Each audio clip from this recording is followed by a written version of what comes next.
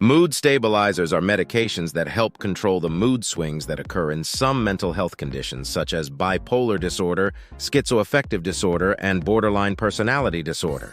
Mood swings can range from depression to mania or hypomania, which are states of low and high mood, respectively. Mood stabilizers aim to restore the chemical balance in the brain and prevent or reduce the severity and frequency of mood episodes. There are three main types of mood stabilizers: minerals, anticonvulsants, and antipsychotics. The only mineral that is used as a mood stabilizer is lithium, which is a naturally occurring element. Lithium was approved by the FDA in 1970 and is still widely used today. Lithium works by interacting with several neurotransmitters, chemicals, and receptors in the brain cells, which reduces abnormal activity in the brain. Lithium can be prescribed alone or along with other medications for bipolar disorder.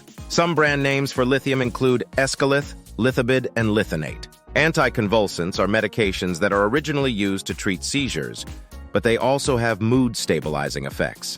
They work by calming hyperactivity in the brain. Some anticonvulsants that are used as mood stabilizers are valproate valproic acid, Depakote Depakene, lamotrigine, Lamictal, carbamazepine, Carbatrol, Tegretol, Epital, Equetro. Antipsychotics are medications that are used to treat psychosis, which is a condition that involves losing touch with reality.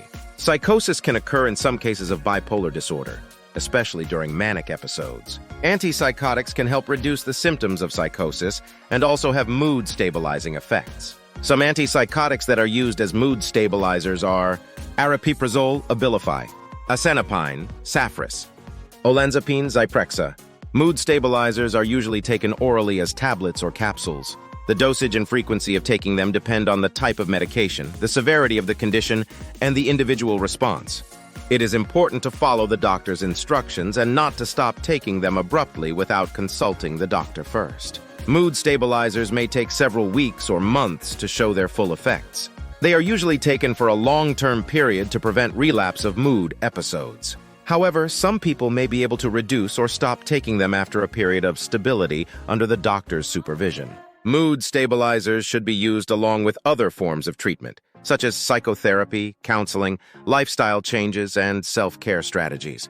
These can help improve the overall well-being and quality of life of people with mood disorders. Some side effects may decrease over time as the body adjusts to the medication. However, some side effects may be serious and require medical attention.